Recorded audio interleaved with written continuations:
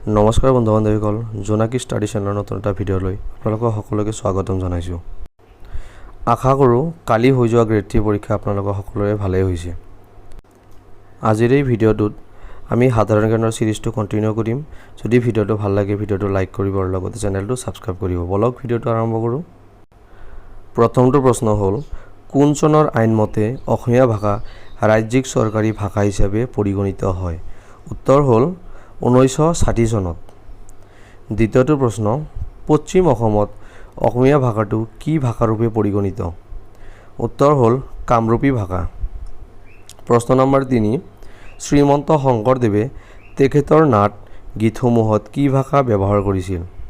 উত্তৰ ব্ৰজাৱলী ভাষা। প্ৰশ্ন নম্বৰ 4, অসমীয়া ভাষাক অসমত নতুনকৈ প্ৰতিষ্ঠিত কৰা ব্যক্তিগৰাকী কোন? উত্তৰ ছাৰ জৰ্জ কেম্পবেল।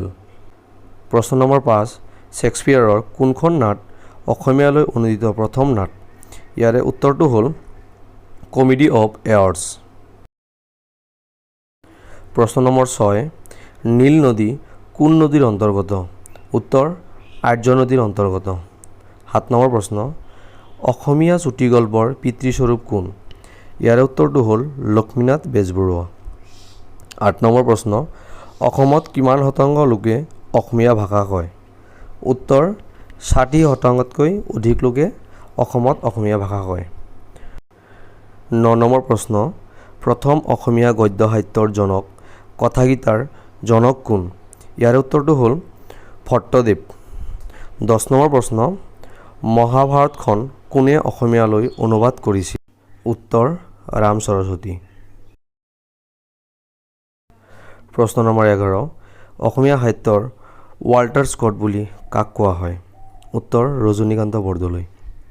প্ৰশ্ন নম্বৰ 12, ৰামায়ণ কোনে অসমীয়ালৈ অনুবাদ কৰে? উত্তৰ মাধৱ কন্দলী।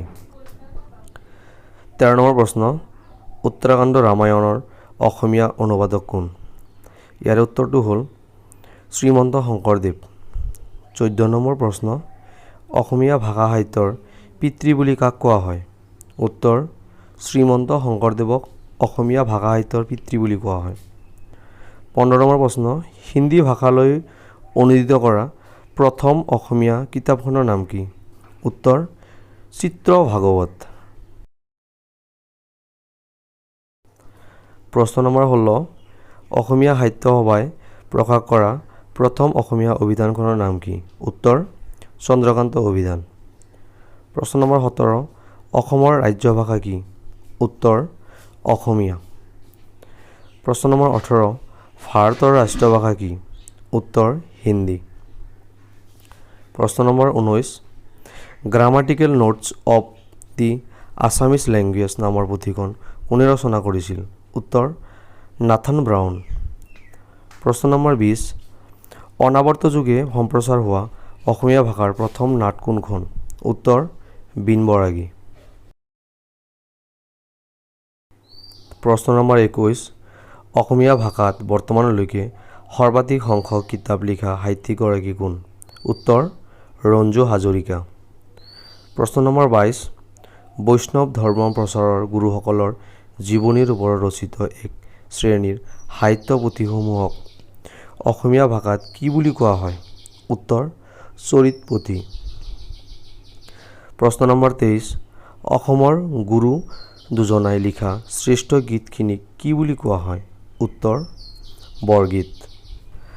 প্ৰশ্ন নম্বৰ 24, শ্ৰীমন্ত শংকৰদেৱে আৰু শ্ৰী শ্ৰী মাধৱদেৱে লিখা গীতসমূহৰ ভাষা কি?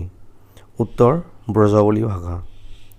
প্ৰশ্ন নম্বৰ 25, সংগীত সাধনাৰ ক্ষেত্ৰত প্ৰথম অসমীয়া পুথিখনৰ নাম কি? উত্তৰ সংগীত কোষ লক্ষ্মীনাথ বেজবৰুৱাদেৱৰ। প্ৰশ্ন নম্বৰ 26, অসমীয়া ভাষাৰ উৎপত্তি কেতিয়া হয়? উত্তৰ খ্ৰীষ্টীয় নৱম দশম শতিকাত। প্ৰশ্ন নম্বৰ 27, জোনাকী যুগৰ ত্ৰিমূৰ্তি বুলি কাক কোৱা হয়? উত্তৰ লক্ষ্মীনাথ বেজবৰুৱা, চন্দ্ৰকুমাৰ আগৰৱালা আৰু হেমচন্দ্ৰ গোস্বামীক। প্ৰশ্ন নম্বৰ 28, অসমীয়া ভাষাত প্ৰকাশিত প্ৰথম ডাইজেক্ট আলোচনীখনৰ নাম কি?